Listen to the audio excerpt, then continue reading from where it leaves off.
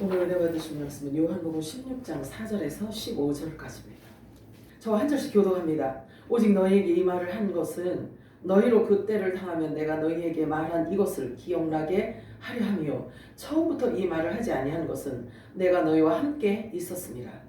지금 내가 나를 보내신 이에게로 가면 너희 중에서 나더러 어디로 가는지 묻는 자가 없고 도리어 내가 이 말을 함으로 너희 마음에 근심이 가득하였도다. 그러나 내가 너희에게 세상을 보니 내가 떠나는 것이 너희에게 유익이라. 내가 떠나지 아니하면 벌써 너희에게 오시지 아니할 것이요 가면 내가 그를 너희에게로 보내리니 아멘. 그가 와서 죄에 대하여 의에 대하여 심판에 대하여 세상을 책망하시리라. 죄에 대하여 그들이 나를 믿지 아니하며 의에 대하여라 하면 내가 아버지께로 가니 너희가 다시 나를 보지 못하며 심판에 대하여 이 세상이 있는 심판을 받았습니다. 내가 아직도 너희에게 이를 것이 많으나 지금은 너희가 감당하지 못하리라. 그러나 주의 성령이 오시면 그가 너희를 모든 진리로 인도하시니 그가 스스로 말하지 않고 오직 들은 것을 말하며 장래를 너희에게 알리시리라. 아멘. 그가 내 영광을 나타내리니 내 것을 가지고 너희에게 알리시겠습니다. 무릇 아버지께 있는 것은 다 알 것이라. 그러므로 내가 말하기를 그가 내 것을 가지고 너희에게 알리시리라 하였더라. 아멘. 중요하죠. 마라나타 3번 할까요? 마라나타, 마라나타, 마라나타. 아멘. 오늘 읽은 본문 말씀을 가지고 기억나게 하려 함이라는 제목으로 우리 함께 은혜를 나눠보도록 하겠습니다. 오늘도 성령께서 교회들에게 하신 음성이 들려지기를 축복합니다. 요즘에 심령이 얼마나 상하는지 1년 동안 겪을 고통을 한꺼번에 몰아서 겪는 그런 느낌이에요. 자, 제 생각에는 며칠 전에 송구영신 예배를 드리고 서로 새해 인사를 나눈 지가 엊그제 같은데 벌써 3주째가 됐어요. 자, 항상 주어지는 시간, 언제나 변함없이 주어지는 나날들, 어찌 보면 당연한 것처럼 생각이 들 수도 있겠지만 아주 조금만 그 각도를 달리해서 볼 수 있다면 결코 그날이 같지 않다는 사실을 여실히 볼 수 있게 될 것입니다. 새해를 맞으면서 남다른 각오와 특별한 계획을 세우지만 며칠이 못되어 흐지부지 지나가 버리고 맙니다. 실은 계획보다 더 중요한 게 있다면 나는 누구인가를 아는 거예요. 이것을 자각하는 것이 가장 중요합니다. 오늘은 특별히 무엇을 기억해야 하는지를 알아보기로 합니다. 지금 우리에게 주어지는 시간들이 결코 의미 없이 또는 당연하게 아무렇게나 그렇게 주어지는 시간들이 아니라는 사실을 기억하시기 바랍니다. 그러면 지금 우리가 당면한 일까지도 그 해답이 나올 수가 있기 때문에 그래요. 나는 누구이고 지금은 우리가 어느 경점에 살고 있는지에 대해서 분명히 잘 알아야 우리가 실수하지 않고 후회 없는 삶을 살 수가 있는 것입니다. 자, 요한복음 16장 4절 읽어볼까요? 시작. 오직 너희에게 이 말을 한 것은 너희로 그 때를 당하면 내가 너희에게 말한 이것을 기억나게 하려 하며 처음부터 이 말을 하지 아니한 것은 내가 너희와 함께 있었습니다. 아멘. 우리 예수님께서 하신 모든 말씀은 온 만물이 다 들어야 되고 온 땅에 있는 모든 사람들이 다 들어야 하는 메시지입니다. 예수님의 입에서 나오는 이 모든 말씀을 모든 만인이 다 들어야 되는 거예요. 왜냐하면 역사의 주관자이시고 역사를 주관하시는 하나님의 시간표가 다 이 만물 안에 담겨져 있기 때문에 그렇습니다. 창조주 하나님이 이 지구 땅에 다녀가신 지가 벌써 2000년이 훨씬 넘었어요. 왜 오셨나요, 예수님이? 예수님께서 왜 오셨는지, 오셔서 도대체 무엇을 하셨는지, 그리고 무슨 말씀을 쏟아놓고 가셨는지, 누구에게 그 말씀을 주고 가셨는지, 그 대상이 누구인지, 과연 누가 그 분의 말씀을 지금 받아서 쥐고 있는지, 갖고 있는지, 그 말씀의 본질은 과연 훼손되어지지 않고 그대로 존재하고 있는지, 이 모든 것들은요, 이 모든 것들을 우리가 진지하게 다루어져야 할 매우 중요한 말씀인 거예요. 왜냐하면 주님 없이는 우리가 존재 불가능하기 때문에 그래요. 우리가 존재하는 것 자체가 주님과 연관되어져 있기 때문에 그렇습니다. 예수님과 우리는 뗄래야 뗄 수 없는 그런 관계란 말이에요. 머리와 지체의 관계이기 때문에 그래요. 우리가 아무리 삶의 무게로 힘들고 눌려있다 하더라도 이 본질적인 문제를 바르고 분명하게 인지하고 있다면 자유할 수가 있어요. 자유할 수가 있습니다. 우리들에게 자유가 나는 포로된 적이 없는데요. 하나님께서 우리들에게 요구하시는 자유는요, 우리 정체성을 바르게 알면 환경을 능가하는 주의 평강이 임하기 때문에 그래요. 진리를 알지니 진리가 너희를 자유케 하리라고 말씀을 하셨어요. 진리는 예수님 자신을 말씀하고 있어요. 그래서 우리가 예수를 바르게 알고 바르게 믿는 것 자체가 우리가 고유와 자유를 누릴 수가 있다는 사실이에요. 아멘인가요? 아멘. 사람은 매일 반복되는 습관으로 인해서 인성, 인격, 그 성향까지도 영향을 받으면서 굳혀지게 되어 있어요. 무엇이든지 잘 선택하시기 바랍니다, 여러분. 그냥 되는 대로, 그냥 대충이 아니에요, 저와 여러분은요. 왜냐하면 여러분과 제가 어떤 존재인지를 안다면요, 대충이라는 단어가 우리 사전에는 없어야 돼요. 자, 우리의 유일한 모델은요, 오직 예수 그리스도이십니다. 동의하시나요? 아멘. 세상을 바라보는 관점, 사람을 대하는 태도, 가치관과 삶을 대하시는 태도, 우리 또한 그분의 삶의 목적과 목표가 그분과 같아야 돼요. 왜냐면 지체이기 때문에 그래요. 머리가 원하시는 것, 머리가 싫어하는 것이 뭔지, 머리가 좋아하는 게 뭔지를 알아야 된단 말이에요. 그래야 우리가 그분 가신 그 길을 순종하며 갈 수가 있기 때문에 그래요. 왜냐하면 그분과 목표가 같아야 된다는 것이, 왜냐하면 그분은 우리의 머리시고 우리는 그분의 지체이기 때문에 그래요. 그래서 우리는 그분의 본질과 같은 존재들이라는 것을 아시기 바랍니다. 머리와 지체가 같은 본질이 같다는 거예요. 본질이. 그러므로 내가 곧 길이요 진리요 생명이라고 하셨기 때문에 우리는 반드시 예수님을 따라가야 되고 그분이 하신 말씀에 우리가 순종하며 따라가야 되는 것입니다. 그 길로만 우리는 가야 살 수가 있어요. 우리가 맞이하고 있는 지금 이 시간이 얼마나 중요한 시간인지 알아야 됩니다. 지금이야말로 이 본질적인 것에 충실하지 않으면 자칫 비본질에 우리가 휩쓸려서 너무나 귀하고 큰 이 복음의 이 본질을 잃어버릴 수가 있기 때문에 그래요. 떠내려갈 수가 있기 때문에 그런 것입니다. 이 큰 구원의 복음을 인지하지 않으면 놓칠 수도 있기 때문에 우리가 긴장을 해야 되는 것입니다. 우리가 비록 이 땅에 발을 딛고 살아가고 있지만 하늘의 시민권자들이며 하늘의 비전을 품고 살아가는 자들이라는 것을 자각하시기 바랍니다. 아멘. 한순간도 그것을 잊으시면 안 돼요. 지금은 잊으시면 안 돼요. 왜냐하면 우리들에게 주어지는 시간이 다 소중하기 때문에 그래요. 그러므로 우리는 표대가 분명한 자들입니다. 동의하시나요? 그 사람의 어떠함은 곧 그 사람이 어떤 나무인지를 말해주고 있기 때문에 그렇습니다. 예수님께서 말씀하셨잖아요. 그 사람을 알려면, 그러니까 어떤 나무인지를 알려면 그 열매를 보면 알 수 있다라고 말씀을 하셨어요. 자, 그래서 그 나무의 열매는 그 나무의 결정체이기 때문에 그래요. 열매는 그 나무의 결정체. 자, 미국 도널드 대통령이 내일 정식 취임식을 하네요, 그지? 어느 나라는 이렇게 잔치를 하는데 우리는 초상집 같아. 아유 주여, 지금 웃을 수도 없어. 아유 주여. 자, 미국 도널드 트럼프 47대 대통령 당선인이 정식 대통령 취임식이 내일 1월 20일 월요일에 있습니다. 3박 4일간 다양한 행사가 있다고 해요. 이미 행사는 18일부터 시작이 되었고 21일 화요일에 마무리한다고 합니다. 그 취임식에 초청장을 받은 사람들의 마음은 매우 설레일 거예요, 지금, 그치? 나라는 이렇게 슬퍼도 초청장 받은 사람들은 이 나라의 슬픔을 아마 깡그리 잊고 설레는 마음을 갖고 있을 거예요. 미국 대통령 취임식 초청은요, 공식적으로 외국인을 대상으로 하는 게 아니라고 합니다. 미국 내의 행사로 치러지는데 초청장은요, 상하 의원실에 배분된 22만 장의 그 입장권을요, 이렇게 줌으로 인해서 이렇게 친분이나 요청을 통해서 이렇게 얻어지는 경우가 있다고 합니다. 우리나라에서도 가는 사람들이 있잖아요, 그치?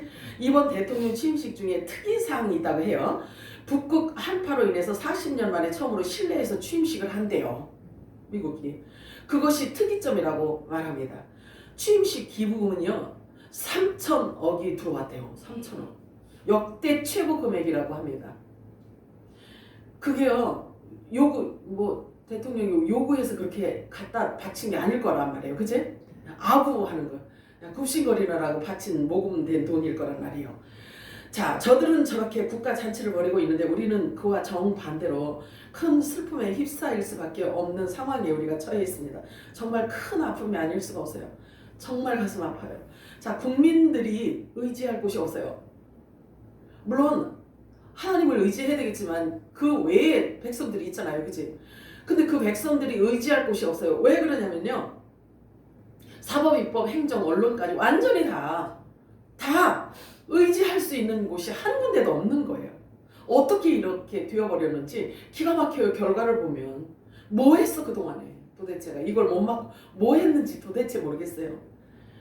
지금 우리가 두 눈을 똑똑히 목도하고 있잖아요. 사회주의로 이미 완전히 다 기울어졌다는 것을 우리가 지금 목도하고 있습니다. 하나님 앞에서는 우연이란 결코 없습니다. 그렇기 때문에 두려운 거예요. 그렇기 때문에 두려운 거예요. 지금은 가장 어두운 밤입니다. 신랑이로다 신부들아 나와 맞으라는 나팔 소리가 여러분에게 들려지기를 축복합니다. 주님 오시는 발자국 소리를 여러분들이 들으시길 바라요. 우리는 비록 미국 대통령의 취임식 초청장을 받지 못했지만, 그죠? 초청장을 받지 우리가 어떤 존재인지도 모르고 초청을 안 해. 우리를 안 하면 누구를 할 건데? 주여. 자, 그런데 받지 못했지만 천국 혼인 잔치의 초청장은 잔치 초청장 정도가 아니에요. 저와 여러분이 갖고 있는 이 티켓은요. 천국에 예수님의 결혼식장에 들어갈 실제 주인공이 신부란 말이에요. 저와 여러분이. 실제로 주인공 신부란 말이에요. 그래서 지금 거룩하고 깨끗한 세마포 옷을 신랑으로부터 지금 받아 입고 결혼식 준비하고 있는 중입니다. 믿으시나요? 아멘. 동의하시나요? 아멘. 믿어지시죠? 아멘. 네. 자, 물론 이 혼인잔치에는요 헤아릴 수 없는 수많은 천군 천사들이 둘러 환영 파티를 할 것입니다. 주님은 지금 어쩌면 보좌에 일어나셨는지도 몰라요. 저와 여러분을 데리러 오기 위해서. 신부 맞을 생각에 하나님은 기뻐하실 거예요. 예수님은 얼마나 기뻐하실까요? 얼마를 기다리셨어요? 얼마를 기다리셨나요? 6천년을 기다리신 거예요. 자, 고린도전서 15장 51절에서 53절 읽겠습니다. 시작. 그러나 내가 너희에게 말하니 우리가 다 잠잘 것이 아니요 마지막 나팔에 무슨 시간에 오려니 다 변화되리니 나팔 소리가 나면 죽은 자들이 썩지 아니할 것으로 다시 살아나고 우리도 변화되리라. 이 썩을 것이 반드시 썩지 아니할 것을 보겠고 이 죽을 것이 죽지 아니할 이유리라. 예수님께서 이 땅에 오셔서 선포하신 복음 중에 이걸 지금 기억하고 있으라는 거예요. 지금 우리 보고 이 메시지를 기억하고 있으라는 거예요. 반드시 성취되질 말씀이기 때문에 그래요. 자, 데살로니가전서 4장 16절에 18절 읽겠습니다. 시작. 주께서 오령과 천사의 소리와 하나님의 나팔 소리로 친히 하늘로부터 강림하시리니 그리스도 안에서 죽은 자들이 먼저 일어나고 그 후에 우리 살아남은 자들도 그들과 함께 구름 속으로 올려 공중에서 주를 경배하게 하리니 그리하여 우리가 항상 주와 함께 있으리라. 그러므로 이러한 말로 서로 위로하라. 자, 요게 하나님께서 우리들에게 지금 교회들에게 주시는 성령의 음성이에요. 네. 이런 말로 서로 위로하라고 말씀하고 있어요. 세상은 흉흉하지만 얘들아 정신을 다른 데 팔리지 마라. 정신 팔리지 마라. 그러므로 이러한 말로 서로 위로하라. 우리 우리를 데리러 오시는 신랑을 생각하며 서로 위로하고 서로 섬기라고 말씀하고 있습니다. 예수님께서 이 지구 땅에 오신 이유를 또한 다음과 같이 또 말씀하고 있어요. 요한복음 6장 38절에서 40절 읽겠습니다. 시작. 내가 내는 것은 내 뜻을 전하는 아니요 나를 보내신 이의 뜻을 전하느니라. 나를 보내신 이의 뜻은 내게 주신 자니 내가 하나도 잃어버리지 아니하고 마지막 날에 다시 살리는 것이니라. 내 아버지의 뜻은 아들을 보고 믿는 자마다 영생을 얻는 것이니 마지막 날에 내가 이를 다시 살리리라 하시라. 이 말씀이 지금도 살아서 역사하고 이게 성취될 것을 여러분 믿으시나요? 그러면 예수님께서 이 말씀을 선포한 지가 2000년이 지났어요. 그런데 그 2000년 전에 있었던 그 이스라엘 땅에 유대 땅에 오셨던 어느 분이 한 그 말에 불과한 거로 생각을 한다면 큰일 납니다. 하나님은 지금도 살아 역사하시고 그 살아 역사하시는 하나님께서 선포하신 그 말씀 자체도 지금도 살아서 역사하고 있기 때문에 그래요. 그래서 실제란 말이에요. 실제. 그래서 지금 우리들에게 주시는 메시지란 말이에요. 예수님께서 이 땅에 오신 이유를 이렇게 말씀하고 있어요. 나를 보내신 자가 내게 맡겨주신 자들을 하나도 잃어버리지 아니하고 마지막 날에 내가 다시 다 살려서 아버지께 바치는 이것이다. 이게 아버지 뜻이고 예수님께서 이 땅에 오신 이유라고 말씀하고 있어요. 그러면 우리는 죽은 적이 없는데 우리를 살린다고 다시 살려서 하나님께 드린다고 말씀하시는데 그러면 우린 죽지도 않았는데 그러면 예수님 오시기 전에는 완전히 다 싹쓸이 다 죽어야 되겠네? 그걸 얘기하는 걸까요? 그치. 그러면 이렇게 말씀하신 이 말씀 안에는 또 다른 하나님의 보화가 또 들어있다고요. 자, 그러면 살아서 예수님을 만나서 아버지께 올려드리는 자가 그 어떤 존재가 있다는 얘기잖아요. 교환이요. 이게 우리들에게 지금 하시는 말씀이라고요. 자, 그래서 육은 아버지께로 갈 수가 없어요. 혈과 육 가지고는 아버지께로 갈 수가 없습니다. 그렇기 때문에 우리가 살아있는 동안에 주님을 맞이하기 전에 육이 죽은 자가 되어져야 된다는 거예요. 요게 지금 관건이란 말이에요. 요게 아슬아슬한 관건 앞에 우리가 지금 놓여 있단 말이에요. 그러면 이 육신을 어떻게 죽느냐 이거예요. 이 육신이 어떻게 죽느냐? 어떻게 죽어야 부활체를 입고 주님을 공중에서 맞이할 수 있느냐 이거죠. 그냥 가만히 있는데 이게 될까요? 아니면 내가 막 머리 빨간 띠를 딱 쟁투 이렇게 해가지고 내가 육을 죽이기 위해서 막 뭐를 해야지만 되는 걸까요? 산에 가서 나무 뿌리를 밤마다 가서 산에 가서 금식기도 하면서 나무 뿌리를 뽑아야지 우리가 육이 죽는 걸까요? 그럴까? 그게 아니에요. 그게 아니에요. 그러면 어떤 하나님이 하시는 어떤 방법이 있을 거란 말이에요. 근데 그게 뭐냐 이거지. 그걸 알아야 될 거 아니겠어요. 그치? 우리 육을 죽이고 영의 사람으로 신령체로 만들어갈 수 있는 그 과정이 무엇이며 무엇이 우리를 그렇게 하실 수 있나? 우리를 신령체로 만들 수 있는가? 이걸 알아야 될 거 아니겠어요. 기호 아니요? 말씀밖에 없어요. 성령께서 오셔서 우리를 육을 죽여 주셔야지만 영의 사람이 장성하게 성장해서 그래서 신부로 주님을 맞이할 수가 있는 것입니다. 말씀밖에 없다니까? 성령님밖에 없다니까요. 자, 거듭남을 의미하는 거예요. 거듭남. 그래서 우리를 하나님께서 다시 살리신다는 뜻은 성령을 보내주셔서 성령에 의해서 육이 죽어지고 부인되어지는 것을 말하는 거듭남을 얘기하는 거예요. 자, 그래서 하나님 앞에서는 어떤 일도 우연이란 없습니다. 사람이 스스로 원함도 아닙니다. 세상 지식으로 배워서 되는 것도 아니에요. 거듭난다는 것은요. 자, 그래서 믿음은 설득으로 되어지는 것이 아닙니다. 말로 되어지는 것이 아니에요. 이미 한 몸으로 연합되어진 유전자를 갖고 있는 자에게만 나타나는 비밀한 현상이에요. 비밀한 거듭남은. 그래서 아들의 생명이 임의로 들어가시는데요. 바람이 어디에서 와서 어디로 가는지 알 수 없듯이 거듭남도 이와 마찬가지라고 예수님께서 말씀하십니다. 요한복음 3장 8절 읽어볼까요? 시작. 바람이 불면 그 어디서 와서 어디로 가는지 알지 못하니 성령으로 난 사람도 다 알거니와. 그냥 이렇게 넘기면 그냥 글씨 읽는 것처럼 그냥 넘겨버리시면 안 돼요. 이 말씀 자체가 여러분 안에 심령 안에 신비에 새겨져야지만 되는 거예요. 자, 성령으로 난 사람도 다 그렇다라고 하네요. 바람이 어디에서 와서 어디로 가는지 모르는 것처럼. 성령으로 났다는 것은 반드시 육체를 입은 자를 향하고 있습니다. 육체를 입었을 때를 말하고 있는 거예요. 그래서 육신의 생명을 갖고 있는 동안에 주어지는 보이지 않는 신비로운 현상인 거예요. 이 거듭남은 신비로운 현상이에요. 설명되어질 수 없는. 그래서 성령으로 거듭났다는 말은 곧 하나님께로 다시 태어났다는 것을 말하고 있습니다. 갈라디아서 4장 6절 7절 읽어볼까요? 시작. 너희가 아들이므로 하나님이 그 아들의 영을 우리 마음 가운데 보내서 아빠 아버지라 부르게 하셨느니라. 그러므로 내가 이후로는 종이 아니요 아들이니 아들이면 하나님으로 말미암아 유업을 받을 자니라. 자, 여기에서 말하는 종이 사람의 노예 그 종을 얘기하는 게 아니에요. 지금 기독교계에서 말하는 목사를 종님 하죠. 우리 종님, 우리 목사님, 우리 종님, 하나님 종님 막 이러잖아요. 그 종을 얘기하는 게 아니라 성경에서 말하는 총체적으로 놓고 볼 때 종은 누굴 얘기하냐면요. 첫사람 아담의 후손들을 얘기하고 있는 거예요.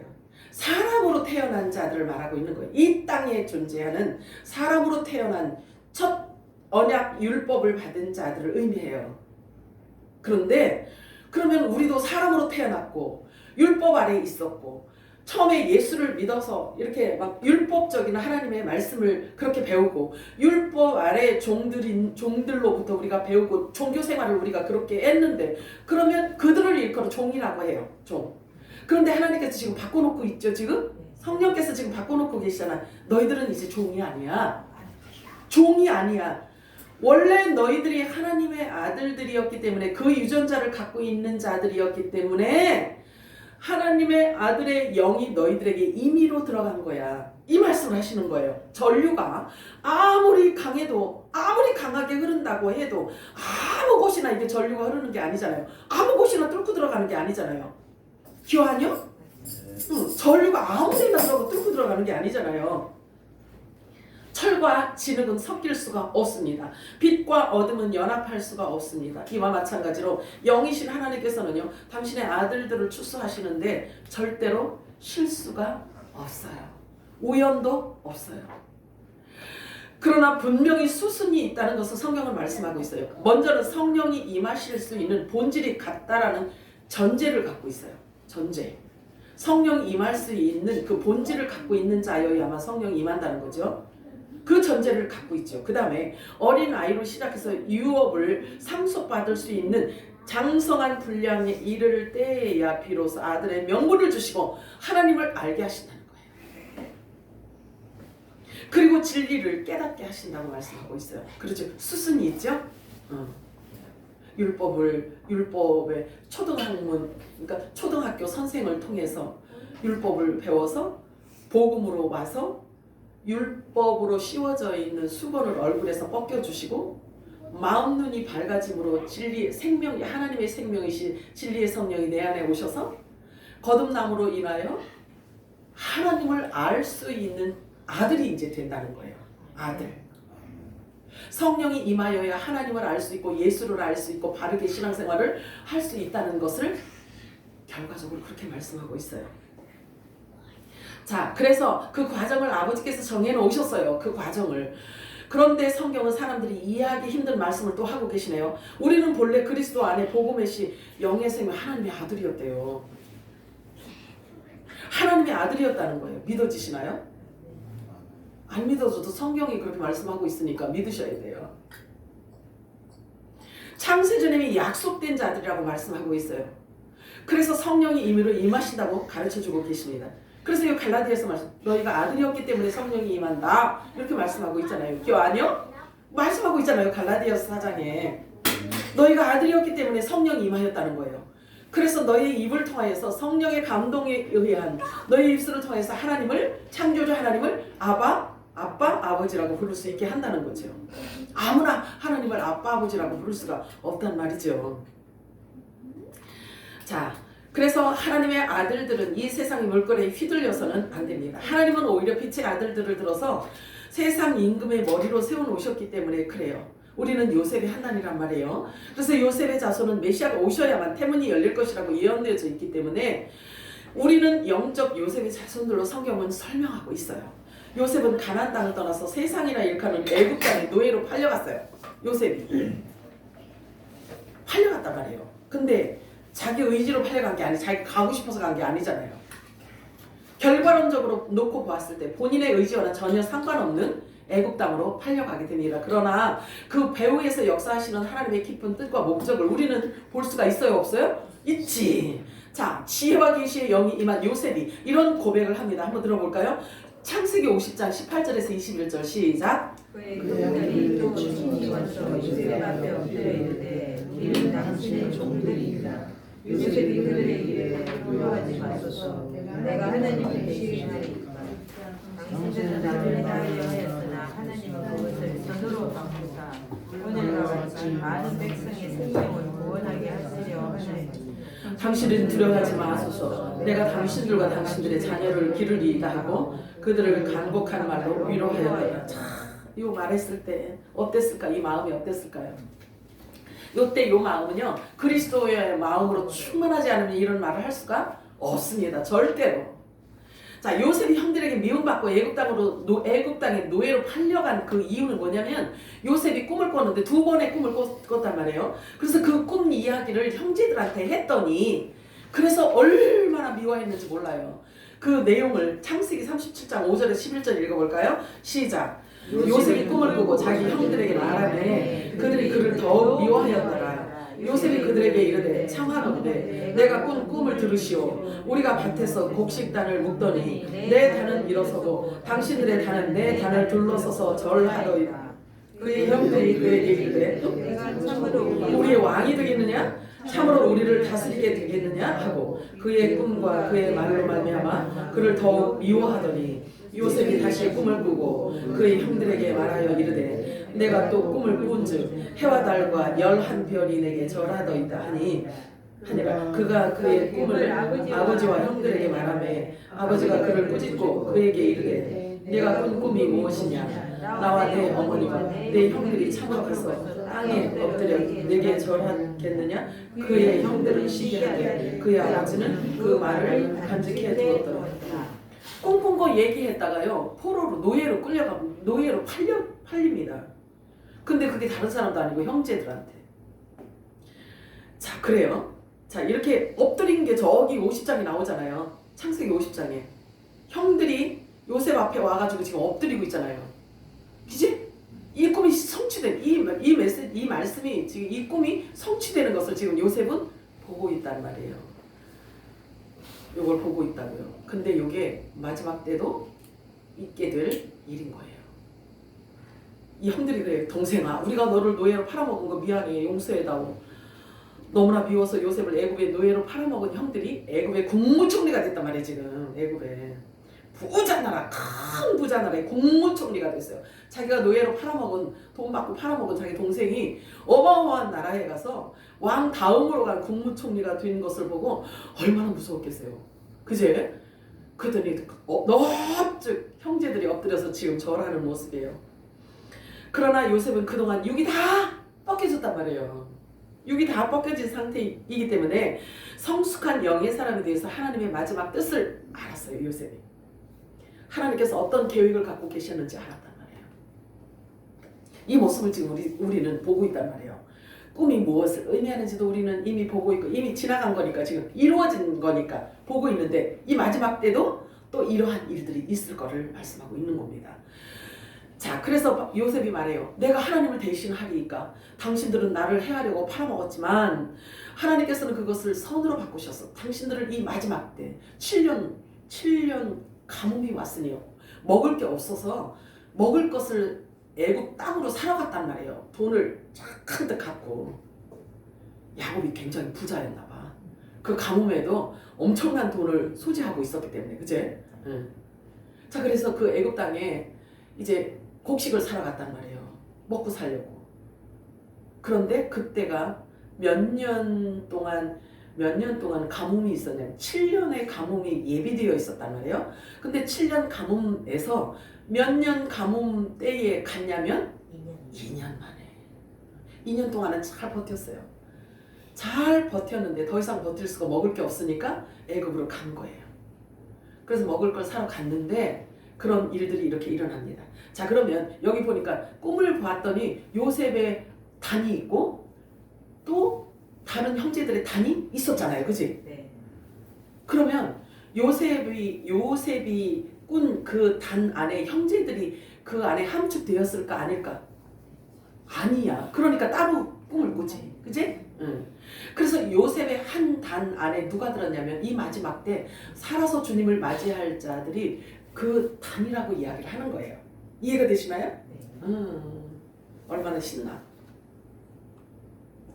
자, 그래서 저와 여러분은요 이 목적을 갖고 이 땅에 지금 존재하고 있단 말이에요.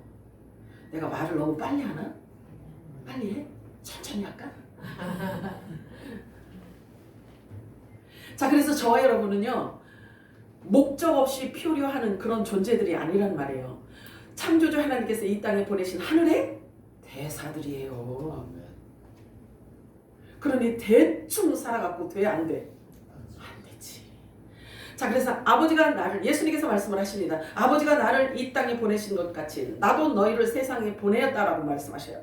근데 예수님께서 이 땅에 오실 때 아버지가 주신 말이 있었단 말이에요. 아버지가 주신 그 말을 이 땅에 다 쏟아놓고 가셨어요. 그런데 누구에게 그 말을 주셨냐면 지체들에게 주셨단 말이에요. 저와 여러분에게.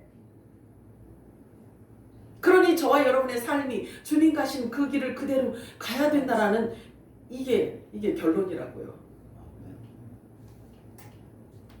자, 그래서 예수님께서 아버지가 나에게 주신 모든 말을 그들에게 다 주었습니다. 이렇게 말씀하시는데, 그러면 그 성령이 임하여서 예수님에게 임했던 그 성령, 동일한 성령이 우리에게 임하면 우리 배에서 생명수 강이 넘쳐나게 되어 있다라고 말씀을 하셔요. 그러면 그 넘쳐나는 생명수를 우리 입을 통해서 흘려보내야지만 되는 거예요. 그러므로 크게 말하라, 소리쳐 외쳐라, 선포하라, 모두가 듣게 큰 소리로 외치라고 주님이 말씀하십니다. 지금 우리가 그렇게 해야 할 때예요.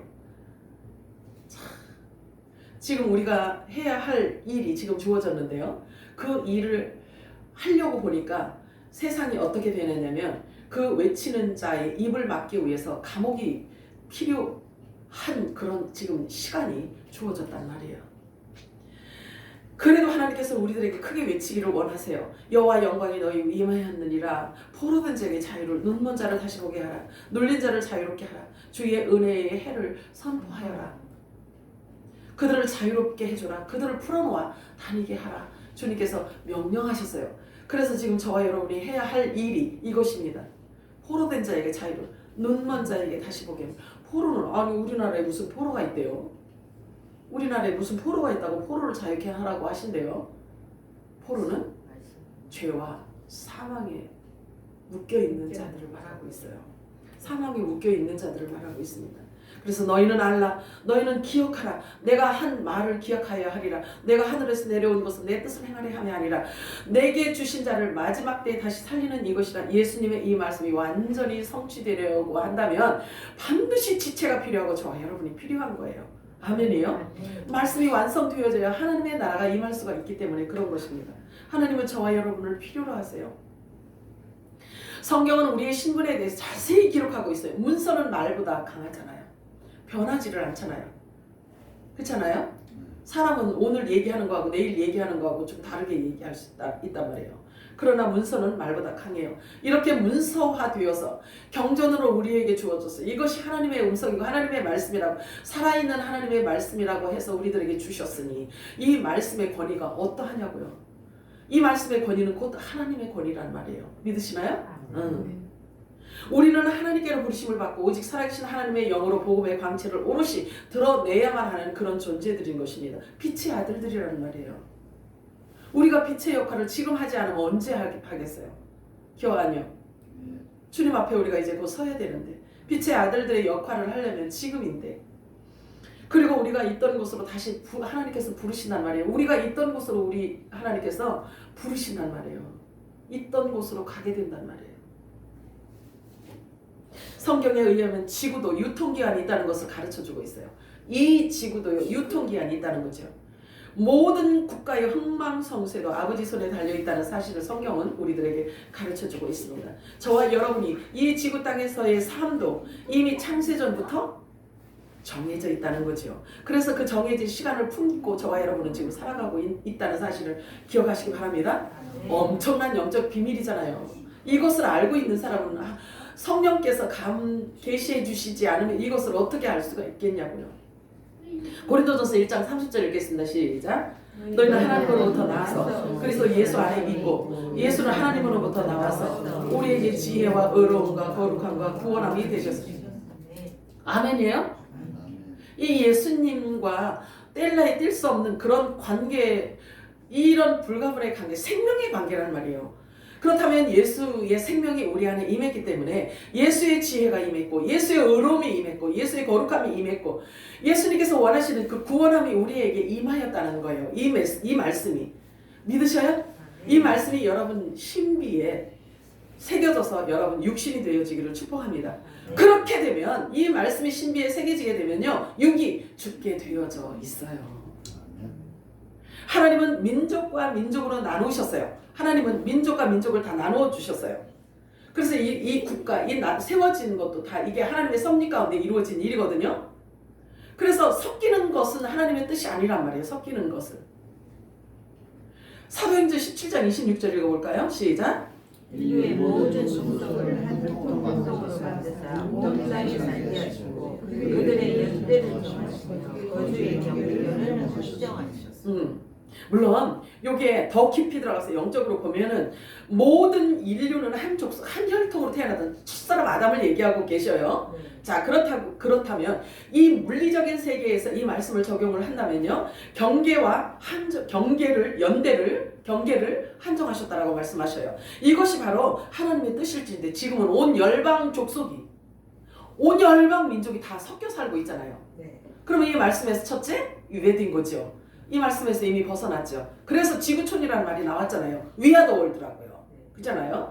그것이야말로 가장 멋지고 아름다운 21세기 슬로건으로 생각했는데 그것이 가장 위험한 덫이었고 함정이었다는 것을 우리가 볼 수가 있어요.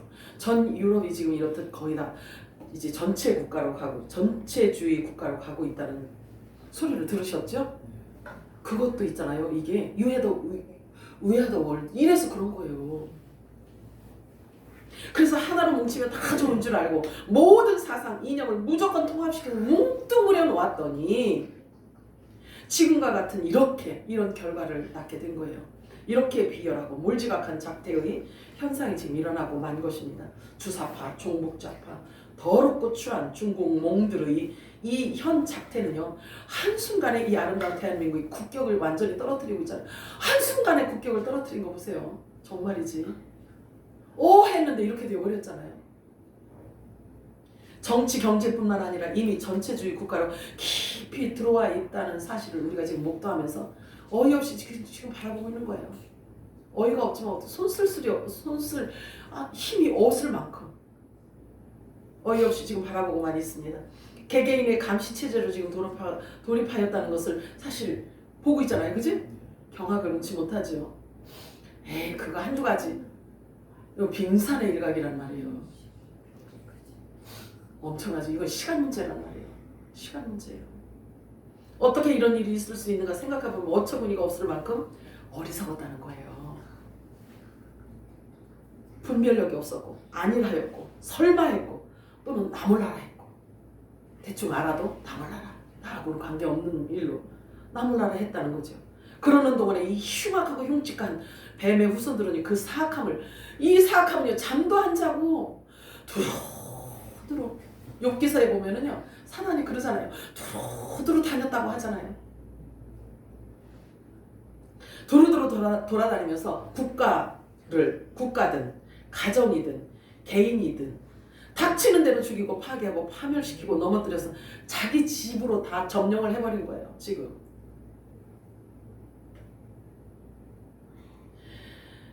자, 그래요. 성경은 이렇게 말씀하고 있어요.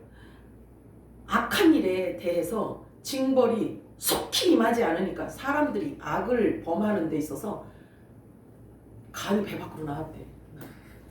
성경은 그렇게 하지 않고 사람들이 악을 행하는데 마음이 담대해졌다는 거예요. 마음이 담대해졌대요. 왜냐면 자기가 잘못을 하나 저지르면 바로 벼락이 떨어져서 어떤 일이 일어나야지 겁이 나는데 아니 악을 저지르고 해도 아무 일이 없으니까 그렇게 대범해졌다는 거예요. 이제는요 당장 적그리스도가 등장해도 조금 더 이상하지 않을 만큼 모든 준비가 다 끝난 것을 우리가 볼 수 있어요. 교회의 시간이 멈췄다고 봐도 돼요. 자, 누가복음 22장 31절 32절 읽겠습니다. 시작.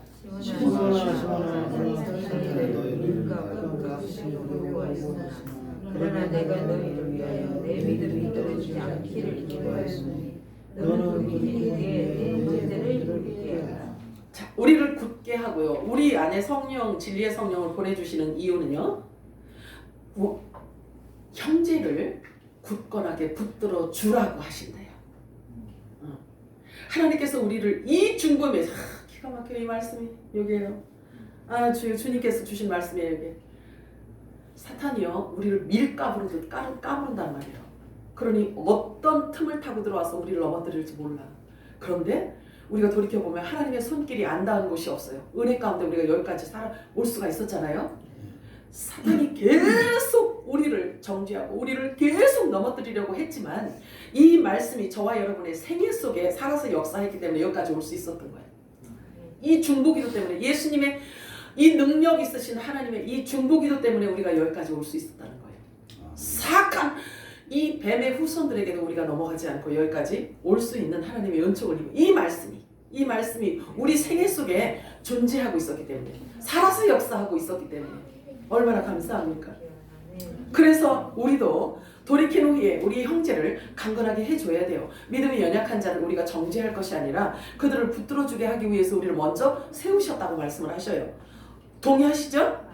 자, 분명히 혼란과 혼란은 반드시 사람의 마음에 큰 영향을 주게 되어 있습니다. 사탄이 하는 짓은요, 사람을 더럽게 만들어요. 그리고 화나게 만들고요, 분노하게 만들고. 그래서 더 중요한 것에서 우리가 중요한 것에 집중을 해야 되는데 그 초점을 빼앗아 버린단 말이에요. 이게 사탄이 하는 전략이야, 계략이란 말이에요.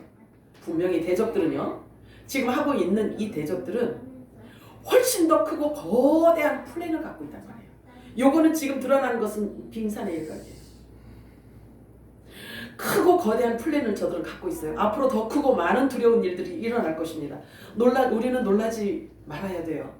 알고 살아가니까. 그리고 중요한 것에 초점을 빼앗기지 않도록 우리는요, 조심해야 돼요. 배후를 볼 수 있어야 돼요. 그래서 저와 여러분에게 하나님께서 원하시는 것은 중보란 말이에요.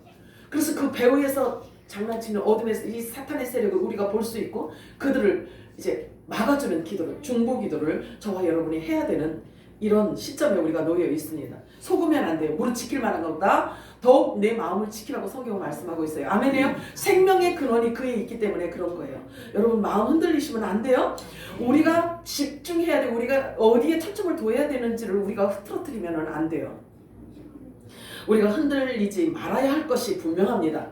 흔들리지 않을 분명한 이유가 있어요. 왜냐면요, 약속의 말씀이 있기 때문에 그래요. 다음과 같은 말씀이 있습니다. 누가복음 22장 29절 30절 읽겠습니다. 시작. 아버지께서 나라를 내게 맡기신 것 같이 나도 너희에게 맡겨 너희로 내 나라에 있어 내 산에서 복종하시며 너는 보좌에 앉아 이스라엘 열두 지파를 자들에게 하려 하노라. 이 시간이 우리들을 위해서 예비해 놓은 이 시간이 있단 말이에요. 이 축복의 시간을 지금 약속하고 있다고요. 고린도후서 7장 1절 시작. 그런즉 사랑하는 자들아, 이 약속을 가진 우리는 하나님을 두려워하는 가운데서 거룩함을 온전히 이루어 육과 영의 온갖 더러운 것에서 자신을 깨끗하게 하자. 아멘인가요? 우리의 초점이 어디로 향해 있어야 되는지를 가르쳐주고 있는 거예요. 에베소 1장 4절 5절 시작. 곧 창세전에 그리스도 안에서 우리를 택하사 우리로 사랑 안에서 그 앞에 거룩하고 흠이 없게 하시려고 그 기쁘신 뜻대로 우리를 예정하사 예수 그리스도로 말미암아 자기 아들들이 되게 하셨으니. 아멘. 창세전에 영원전부터 그리스도 안에 있던 하나님의 아들들이라는 거예요. 이미 하나님께서 창세전에 저와 여러분을 하나님의 아들들로 이미 택해 놓으셨다라는 거예요. 믿으시나요? 할렐루야. 자, 디모데후서 1장 9절 읽겠습니다. 시작.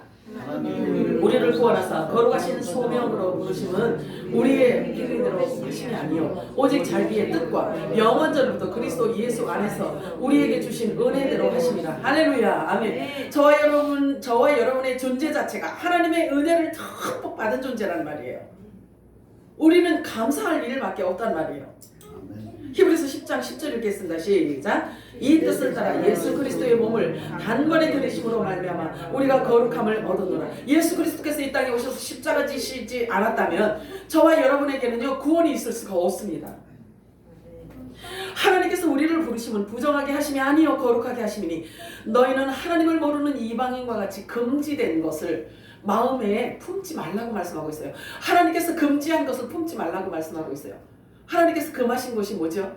하나님보다 더 사랑하는 것, 우상 숭배하지 말라는 거예요. 아멘이요? 이방인이 원하는 모든 것들은 전부 다 육체가 원하는 것들을 요구하고 있습니다. 너희는 다 빛의 아들들이요 낮의 아들들이요 자지 말고 오직 깨어서 정신을 차릴지니라. 너희는 빛의 아들들이라고 말씀하고 있습니다. 동의하세요? 믿으세요? 데살로니가전서 5장 23절 시작. 영광의 하나님 친히 너희를 온전히 거룩하게 하시고 너희 영혼과 몸과 몸이 함께 모든 되기를 원하노라. 아, 네. 그리스도 안에 있을 때 말씀에 붙들려 살 때 이게 가능한 일인 거예요. 히브리서 3장 1절 시작. 그러므로 함께 하늘의 부르심을 받은 거룩한 형제들아, 우리가 믿는 도리의 사도이시며 대제사장이신 예수를 깊이 생각하라. 믿음의 본체를 말씀하고 있어요. 예수님이 믿음의 본체이십니다. 그러면 예수님이 하신 말씀 자체가 우리들의 믿음의 근거가 되어져야 되는 겁니다. 더욱 깊이 예수님을 생각하라고 말씀하고 있어요. 더욱 깊이 생각하고 더욱 깊이 예수님을 기억하라고 말씀하고 있습니다. 너의 마음을 진리의 말씀으로 굳건하게 하라고 말씀하십니다. 우리 주 예수께서 모든 성도와 함께 공중 강림하실 그때에 너희는 흠도 없고 점도 없이 거룩함으로 그분 앞에 서기 위하여서 준비하라고 말씀하고 있어요. 아멘이에요? 아멘. 남의 말이 아니라니까. 그래서 주님 앞에 흠도 없고 점도 없이 거룩한 모습으로 서기 위해서 서로 섬기고 사랑하라고 말씀하고 있어요. 서로 섬기며 사랑하라고 말씀하고 있어요. 순종하시기 바랍니다. 그리고 그 영광의 편대를 향해서 부름의 상을 향해서 달려가라고 말씀합니다. 암만 향해서 달려가라고 말씀하십니다. 그는 지금도 살아계시고 예수 그리스도는 어제나 오늘이나 영원토록 동일하세요. 지금도 살아서 가장 거룩하시고 악이 없고 더러움이 없으시고 죄인에게서 떠나 계시고 하늘보다 더 높은 곳에 하늘보다 더 높아지신 분으로 지금 존재하고 계신단 말이에요. 그분이 우리를 신부로 간택하셨다라는 사실이에요. 빌립보서 3장 10절에서 14절 읽겠습니다. 시작. 내가 그리스도와 그 부활의 권능과 그 고난의 참여함을 알고자 하여 그의 죽으심을 본받아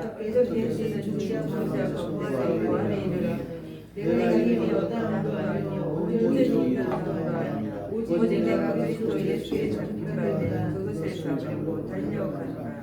형제들아, 나는 아직 내가 작은 줄로 여기지 아니하고 오직 한 일, 즉 뒤에 있는 것을 잊어버리고 앞에 있는 것을 잡으려고 표대를 향하여 그리스도 예수 안에서 하나님 위에서 부르신 부름의 상을 달려가노라.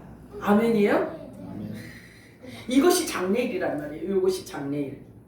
성령께서 오시면 믿어지게 하시고 깨닫게 하시고 알게 하시고 설명해 주시는 이게 장래일이란 말이에요. 너희는 예수를 더욱 깊이 생각하고 기억하라. 엄히 명하라. 분열이 없게 하라고 말씀하십니다. 말다툼 하지 말고 오직 두렵고 떨림으로 하나님을 경배하라고 말씀하십니다. 아무도 비방하지 말라고 말씀하시네요. 다투지 말며 관용하라고 말씀하셔요. 범사의 온유함을 모든 사람에게 나타낼 것을 항상 기억하라고 말씀하십니다. 나더러 주여 주여 하는 자마다 다 천국에 들어갈 것이 아니요 다만 하늘에 계신 내 아버지의 뜻대로 행하는 자라야 들어가리라 말씀하셔요. 에베소 5장 5절 읽겠습니다. 시작. 너희도 정성한 것을 알고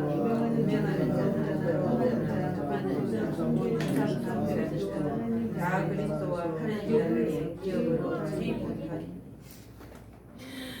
나의 계명을 지키는 자라 나를 사랑하는 자니 나를 사랑하는 자는 내 아버지께 사랑을 받을 것이요 나도 그를 사랑하여서 그에게 나타내리라 말씀하세요. 첫째적으로는 어떻게 나타나냐면 말씀 안에서 예수님을 드러내셔요. 그래서 결국은 예수님 앞에 설 수 있도록 하신다는 거죠. 디모데전후서는요 사도 바울의 마지막 유언과 같은 메시지예요. 그래서 마지막으로 성도들에게 전하고 싶은 것이 있었는데 기억하라고 가르치고 있어요. 기억하라. 무엇을 기억하라고 하는지 디모데후서 2장 8절 읽어볼까요? 시작. 내가 전한 복음대로 다시 죽은 자 가운데서 다시 살아나신 예수 그리스도를 기억하라. 복음의 핵심을 얘기하고 있어요. 복음의 핵심. 이방인에게 복음을 전한 사도 바울은 그 전한 복음의 핵심이 부활이에요. 그래서 바울은 오직 부활을 얘기하고 있어요. 그는 부활의 비밀을 알았기 때문에 모든 서신서의 주의 핵심입니다. 부활이. 그래서 우리의 거룩한 표대는 분명해요. 거룩한 부활체를 입는 거예요. 동의하세요? 우리의 표대란 말이에요. 우리의 거룩한 표대는요. 거룩한 부활체를 입는 것입니다. 베드로후서 3장 2절 읽겠습니다. 시작. 곧 거룩한 선지자들이 일어난 말씀과 주 예수 주 되신 구주께서 너희의 사도들로 말미암아 명하신 것을 기억하게 하려. 사도들이 우리들에게 전하는 게 뭐예요? 선지자들이 전한 게 뭐예요? 선지자들이 전한 거, 사도들이 전한 거, 그것을 기억하라고 말씀하고 있어요. 성경은요, 계속 기억해라. 뭘 기억해라? 예수님께서 전하신 복음을 기억하라는 거예요. 뭘 전하셨는지 그 핵심으로 돌아가야 되는 거예요. 자, 유다서 1장 17절 읽어볼까요? 시작. 사랑하는 자들아, 너희는 우리 주 예수 그리스도의 사도들이 미리 한 말을 기억하라. 사도들이 한 말도 부활이고 선지자들이 한 말도 부활이에요. 자, 요한복음 10장 10절 읽어볼까요? 시작. 도둑이 오는 것은 도둑질하고 죽이고 멸망시키려는 것뿐이요 내가 온 것은 양으로 생명을 얻게 하고 더 풍성히 얻게 하려는 것이다. 네. 자, 그래서 예수님을 잘 믿고 예수님을 잘 알고 바르게 알고 바르게 믿으면 풍성한 신령한 복을 받아 누리며 살 수가 있는 거예요. 이 약속이기 때문에 그래요. 자, 우리가 잘 모르기 때문에 누리지를 못하는 거죠. 요한복음 16장 5절 6절 읽어볼까요? 시작. 지금 내가 나를 보내신 이에게로 가는데 너희 중에서 나도 어디로 가는지 묻는 자가 없고 도리어 내가 이 말을 함으로 너희 마음에 근심이 가득하였도다. 아멘. 저와 여러분도요 본래 있던 그곳으로 갈 거란 말이에요. 예수님이 가신 것을 슬퍼할 게 아니란다. 내가 있었던 그곳으로 가는데. 자, 근데 성령이 임하기 전에는 제자들도 몰랐기 때문에 슬퍼한 거죠. 몰랐기 때문에. 자, 하나님의 의는 사람이 헤아릴 수 없는 거예요. 하나님의 의는 사람이 헤아릴 수 없는 일들이에요. 그래서 바울이 셋째 하늘에 갔다 와서 한 말이 있잖아요. 사람이 가히 말할 수 없는 것, 사람이 가히 생각할 수 없는 것, 사람이 가히 알지 못하는 그것을 보고 듣고 왔다고 이렇게 이야기를 해요. 무슨 말이었을까요? 생각해봐. 바울이 셋째 하늘에 가서 이 보고 듣고 가히 사람으로 생각하지 못했던 거, 사람이 말할 수 없는 이런 것들을 보고 듣고 왔다고 해요. 이게 무엇일까요? 실은 성경에 다 기록되어져 있는 말씀이란 말이에요. 그런데 못 알아들어. 성령이 임하지 않으면 못 알아듣는단 말이에요. 신령한 세계가 어떠한지에 대해서 이야기하고 부활에 대해서 이야기하고 부활된 신령체를 대해서 이야기를 하면 말씀이 육신이 되어져야 이 말씀을 발견을 하면 맞아 이렇게 되는데 그 신령체가 어떤 신령체인지를 내가 경험하지 못하고 내 안에 신비에 새겨져 있지 않기 때문에 그 말씀이 신비에 새겨져 있어서 하나님의 그 영화로운 그것을 내 안에서 이미 경험이 되어지고 체험이 되어져야 말씀이 들려질 때 아멘 하고 받을 수가 있는데 그 말씀이 내 안에서 내 것이 되어져 있지 않다는 거예요. 모른다는 것은.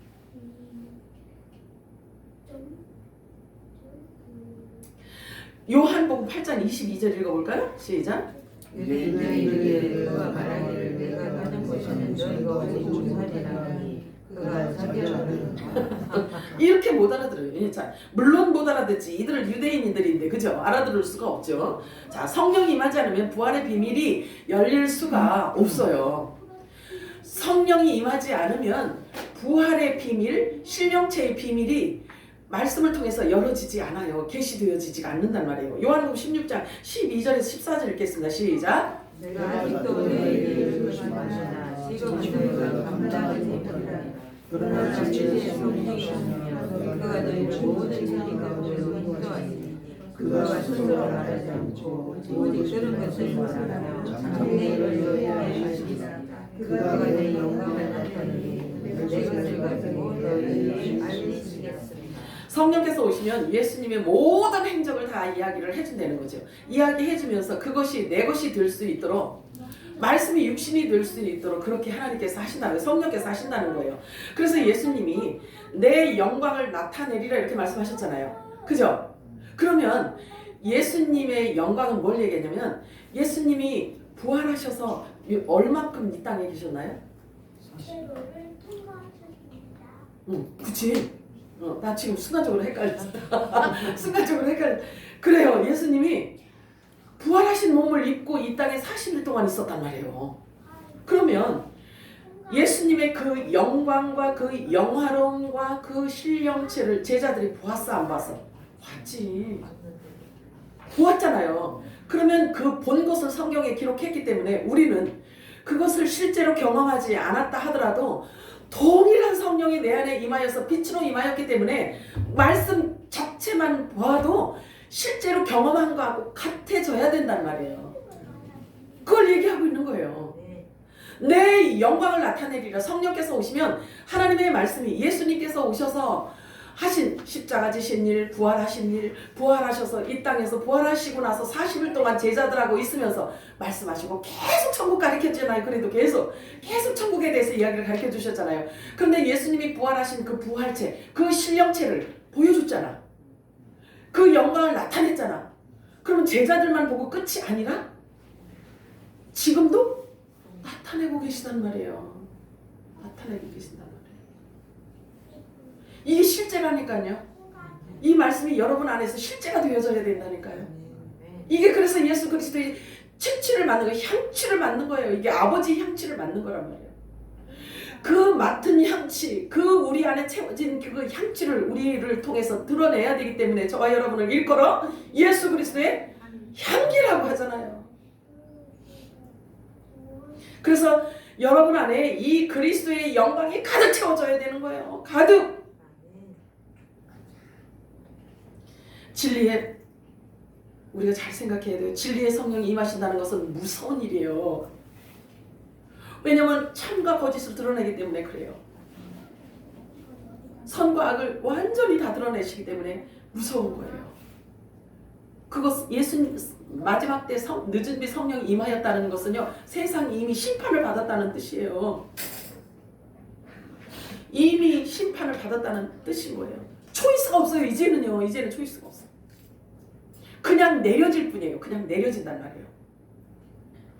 그래서 다음과 같은 말씀이 성취됩니다. 계시록 22장 11절 읽겠습니다. 시작. 우리를 행하는 자는 그대로 우리를 행하고 더러운 자는 그대로 더럽고 이룬 자는 그대로 우리를 행하고 거룩한 자는 그대로 요렇게 되어지고 요렇게 된단 말이에요. 이렇게.